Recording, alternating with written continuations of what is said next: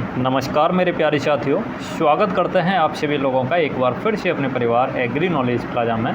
उम्मीद करता हूं आप सभी लोग स्वस्थ होंगे और बहुत ही शानदार होंगे। तो आज आप लोगों की बायोलॉजी की क्लास होने वाली है। इसमें बायोलॉजी के आप लोगों को क्वेश्चन कराए जाएंगे, तो सभी लोग जल्दी से क्लास में जुड़ जाएंगे और क्लास को एक बार शेयर कर देंगे अपने दोस्तों के पास।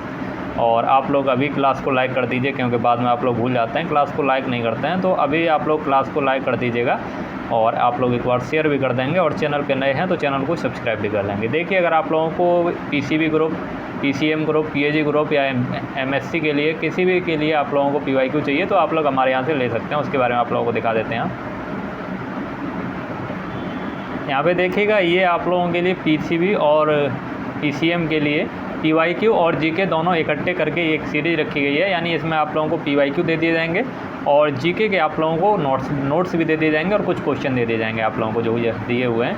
ये आप लोगों को दोनों अगर लेंगे तो आप लोगों को मात्र 199 रुपये में मिल जाएगा। और अगर कोई एक चीज़ लेना चाहते हैं तो आप लोगों को 149 रुपये मिल जाएगा। यानी अगर आप लोग केवल जीके या केवल पीवाईक्यू लेना चाहते हैं तो केवल आप लोगों को 149 में, और दोनों चीज़ लेना चाहते हैं तो 199 में मिल जाएगा।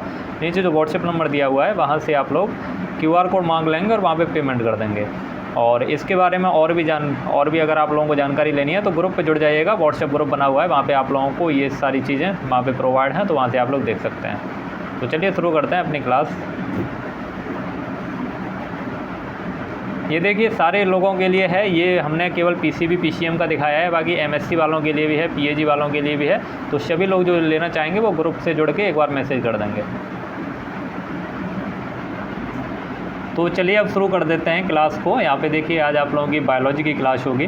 तो बायोलॉजी का आप लोगों की बता दें, आप लोगों की ये क्लास जो है, क्लास आप लोगों की बाईलैंग्वेज चलती हैं, हिंदी इंग्लिश दोनों में क्लासेस चलती हैं। तो दोनों लोग यहाँ पे देख सकते हैं। अगर क्वेश्चन हिंदी में भी लिखा है तो उसको इंग्लिश में आप लोगों को बताया जाता है। यहाँ पे देखिए, अमीबा में पोषण का प्रकार क्या है, यानी अमीबा में किस प्रकार से न्यूट्रिशन होता है। तो अमीबा में न्यूट्रिशन का प्रकार पूछा है यहाँ पे।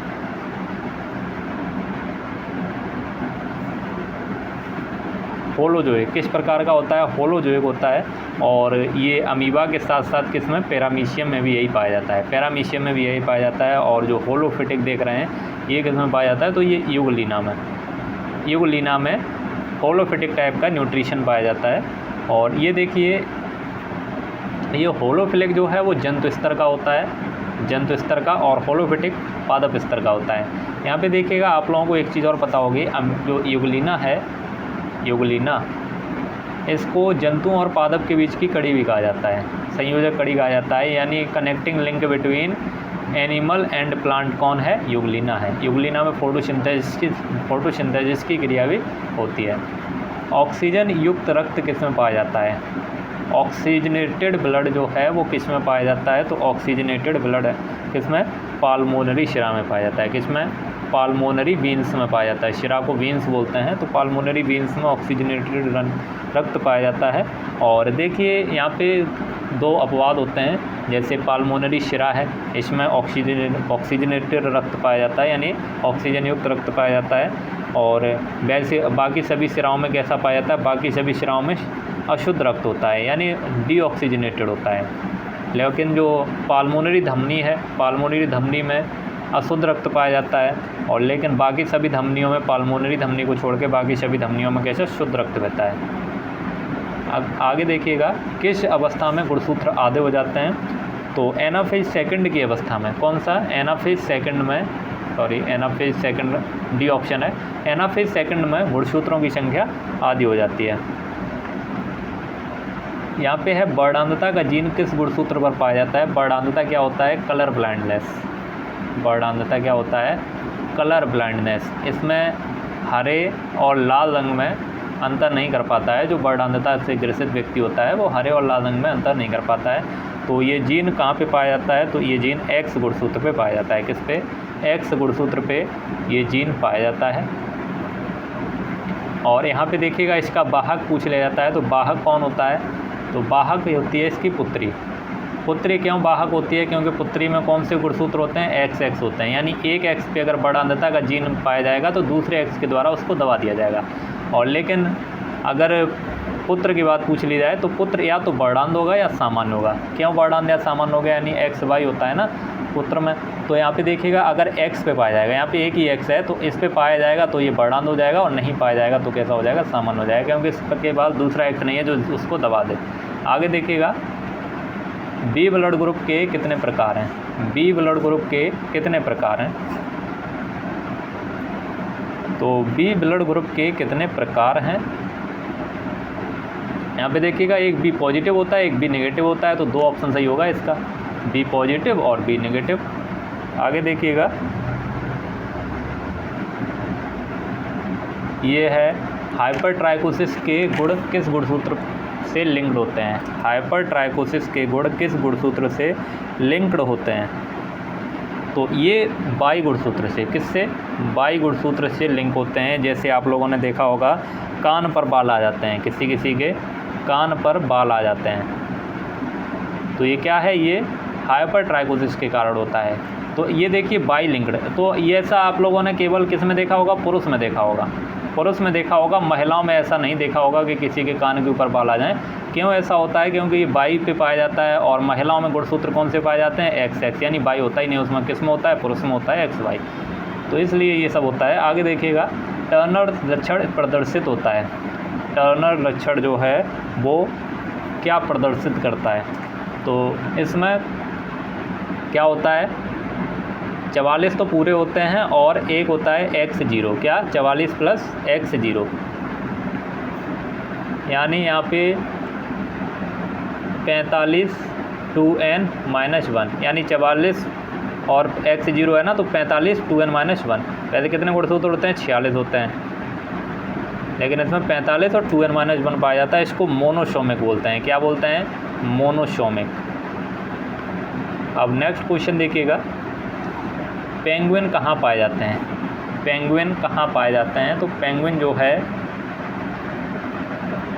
ये कहाँ पाए जाते हैं, ये दक्षिणी ध्रुव में, कहाँ, दक्षिणी ध्रुव, साउथ पोल में पाए जाते हैं। मोस्टली कहाँ पे देखने को मिलते हैं, मोस्टली एटलांटिक में देखने को मिलते हैं, सॉरी अंटार्कटिक में देखने को मिलते हैं, अंटार्कटिक में। आगे देखिएगा कबूतर में शरीर का ताप नियंत्रित कर रखने का कार्य कौन से पंख करते हैं, कबूतर में शरीर का ताप नियंत्रित रखने का काम कौन से पंख करते हैं।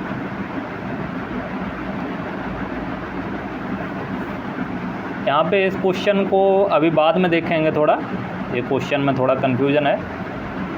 अगला क्वेश्चन देखते हैं, खरगोश में अंडे का निषेचन होता है। ये अगर आप लोगों को पता है तो आप लोग कमेंट सेक्शन में कमेंट करके बता सकते हैं, नहीं तो हम बाद में इसको कमेंट सेक्शन में पिन कर देंगे।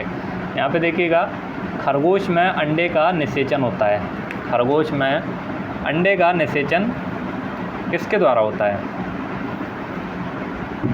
तो ये किसके द्वारा होता है, ये फैलोपियन ट्यूब के द्वारा, किसमें, फैलोपियन ट्यूब में होता है, बी ऑप्शन करेक्ट हो जाएगा। खरगोश की गर्भाधारण करने की अवधि, यानी खरगोश की गर्भधारण करने की अवधि कितनी होती है, तो कितनी अवधि होती है खरगोश की, 28 से 30 दिन। ये आप लोगों को एक क्लास में और भी करा चुका हूँ। और खरहा की अगर पूछ ली जाए, खरहा की गर्भाधारण अवधि जो है, ये यहाँ पे क्या बोलते हैं, इंग्लिश में इसको गेस्ट्रेशन पीरियड बोलते हैं। खरहा की अगर पूछ ली जाए तो खरहा की होती है 42 से 43 दिन, 42 से 43 दिन खरहा की होती है। अगला क्वेश्चन देखिएगा, यूरिया का संश्लेषण होता है, यूरिया का संश्लेषण किस में होता है, तो यूरिया का संश्लेषण किस में होता है, ये एक बार शायद यूपी के टेट के एग्ज़ाम में पूछा गया है क्वेश्चन, हमको थोड़ा कंफर्म नहीं है, एक बार शायद पूछा गया ये यूरिया का संश्लेषण किस में होता है, तो ये लीवर में होता है, किस में, लीवर में यूरिया का संश्लेषण होता है। और मनुष्य के लीवर में विटामिन ए का संश्लेषण भी होता है, कौन सी विटामिन, विटामिन ए का संश्लेषण भी होता है मनुष्य के लीवर में।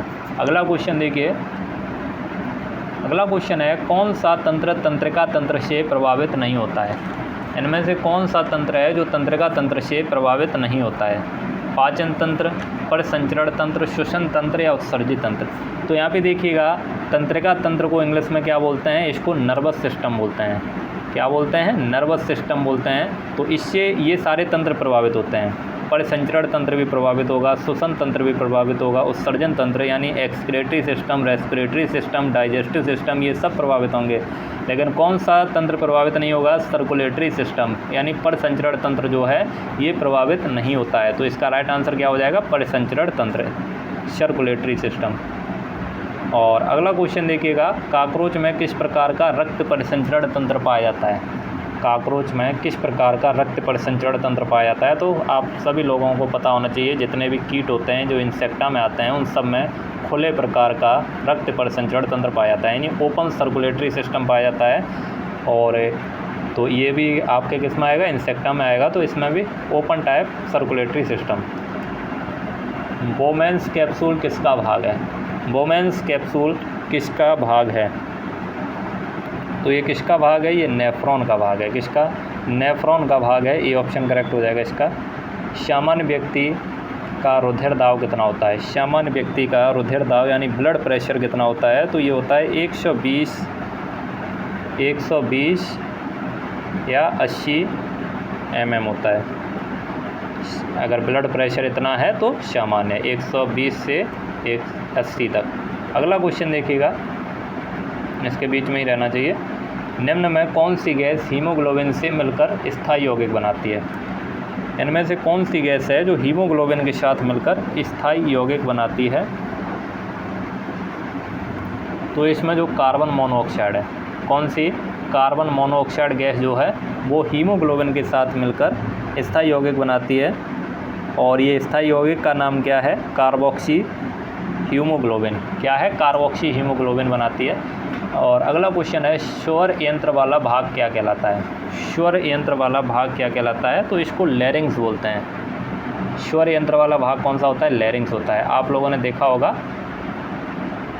गले पे ये थोड़ा आगे कोई तरफ निकली रहती है गले पे, तो आप लोगों ने देखा होगा यही होता है स्वर यंत्र वाला भाग। तो स्वर यंत्र वाले भाग को इसको लैरिंग्स बोलते हैं। क्या बोलते हैं? लैरिंग्स बोलते हैं। ये लड़कों में ज़्यादा डेवलप होता है, लड़कियों में कब डेवलप होता है? इसीलिए आप लोगों ने देखा होगा लड़कों की आवाज़ जो है वो भारी होती है और लड़कियों की आवाज़ पतली होती है। अगला क्वेश्चन देखिए, गैसों का आदान प्रदान फेफड़ों में कहाँ होता है? गैसों का आदान प्रदान फेफड़ों में कहाँ पे होता है? तो गैसों का आदान प्रदान जो है ये कहाँ पे होता है? तो ये एल्वियोली में। किस में? एल्वियोली में होता है। ये ऑप्शन करेक्ट हो जाएगा इसका। और अगला क्वेश्चन देखिए, निम्न में किस में संकुचनशील रक्तिका यानी कॉन्ट्रैक्टाइल वैक्यूल नहीं होती है? तो इसमें किस में नहीं होती है इनमें से? तो इनमें प्लाज्मोडियम में नहीं होती है। किस में? प्लाज्मोडियम में नहीं होती है। ये किस में आता है? तो ये स्पोरोजोआ उपसंग में आता है। स्पोरोजोआ सब फाइलम में आता है। और अगला क्वेश्चन देखिए, काकरोच के थोरैक्स में कितने खंड होते हैं? तो काकरोच के थोरैक्स में 3 खंड होते हैं। कितने? 3 खंड होते हैं। कौन कौन से?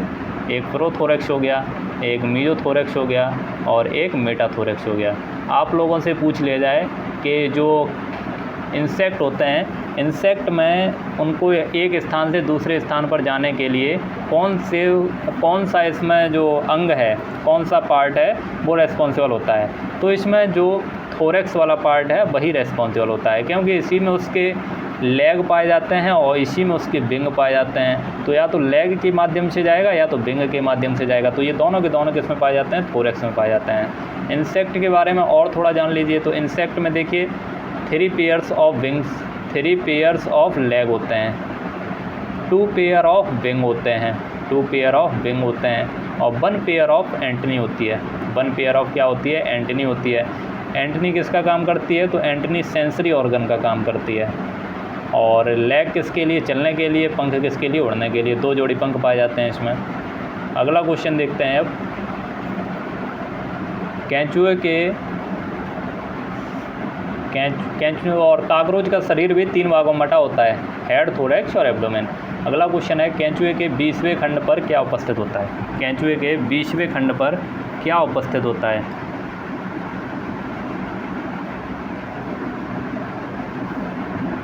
तो यहाँ पे देखिए क्लाइटेलम जो है, क्लाइटेलम 14, 15 और 16वें खंड में, 14, 15 और 16वें खंड में क्लाइटेलम हो गया। और ये जो टेस्टिस है ये कहाँ पे पाया जाता है? तो ये 18वें खंड में, 18वें खंड में ये हो गया। गिजार्ड किस में पाया जाता है, तो गिजार्ड 8वें खंड में, किस में, 8वें खंड में, यानी 8th सेगमेंट में। और डाइजेस्टिव सिस्टम का पार्ट होता है ये जो है ये किसका, डाइजेस्टिव सिस्टम का पार्ट होता है। और ये जो प्रोस्टेट ग्लैंड है, प्रोस्टेट ग्लैंड कहाँ से कहाँ तक पाई जाती है, तो ये 16 से 20 या 17 से 21वें खंड तक। तो इसका 20वें खंड पर क्या पाया जाता है, तो प्रोस्टेट ग्लैंड ही पाई जाएगी। ये ऑप्शन करेक्ट होगा इसका, क्योंकि ये 16 से 20 या 17 से 21वें खंड तक पाई जाती है। तो इसका सही आंसर क्या होगा, प्रोस्टेट ग्लैंड। अगला क्वेश्चन देखते हैं, फ्लाइंग फॉक्स किसे कहते हैं। फ्लाइंग फॉक्स किसे बोलते हैं, तो फ्लाइंग फॉक्स चमगादड़ को बोलते हैं। किसको, चमगादड़ को फ्लाइंग फॉक्स के नाम से जानते हैं। ये क्या है, ये मैमल्स में आता है। किसमें, मैमल्स में आता है। अगला क्वेश्चन देखिएगा, एस्केरिस का लार्वा क्या कहलाता है। एस्केरिस का लार्वा क्या कहलाता है, तो एस्केरिस के लार्वा को रेहेल्डिटी फॉर्म बोलते हैं। क्या, रेहेल्डिटी फॉर्म इसके लार्वा को बोलते हैं। और आज का लास्ट क्वेश्चन देखते हैं। आज का लास्ट क्वेश्चन है, तंत्रिका तंत्र का विकास किस अंग से शुरू हुआ है, यानी जो नर्वस सिस्टम है वो किस अंग से शुरुआत हुई है उसकी। तो इससे देखिए शुरुआत इसकी हो गई है सीलेंट्रेटा से। किससे, सीलेंट्रेटा से इसकी शुरुआत हो गई है। लेकिन पूरी तरह से सीलेंट्रेटा में ये सरलतम रूप में पाया जाता है, यानी कम विकसित होता है सीलेंट्रेटा में। लेकिन पूर्ण विकसित अगर पूछी जाए तो पूर्ण विकसित तंत्रिका तंत्र की शुरुआत प्लेटीहेल्मिन्थी से हुई है। कंप्लीट डेवलप्ड कहाँ से, प्लेटीहेल्मिन्थी से। लेकिन आप लोगों से क्वेश्चन पूछा है कहाँ से शुरुआत हुई है, तो सीलेंट्रेटा आपका ऑप्शन बिल्कुल सही होगा। और आज के क्वेश्चन जो हैं वो आप लोगों के यहीं तक रखते हैं। आगे के क्वेश्चन आप लोगों के कल की क्लास में किए जाएंगे। उम्मीद करता हूँ आप लोगों को ये क्लास अच्छी लगी होगी। अगर क्लास अच्छी लगी हो तो इसको लाइक करिए, चैनल पे नए हैं तो चैनल को सब्सक्राइब अवश्य कर लीजिएगा। और अगर कोई दिक्कत होती है तो आप लोग कमेंट सेक्शन में कमेंट करके बता सकते हैं। मिलते हैं आप लोगों को फिर कल वाली क्लास में, तब तक के लिए सॉरी, कल तो आप लोगों की छुट्टी रहेगी क्योंकि कल संडे है, तो संडे को आप लोगों की क्लास नहीं चलेगी। तो कल आप लोग आराम से अपना रिवीजन करिएगा और मिलते हैं आप लोगों को मंडे वाली क्लास में। तब तक के लिए ख्याल रखिए अपना, तैयारी करते रहिए। जय हिंद, वंदे मातरम।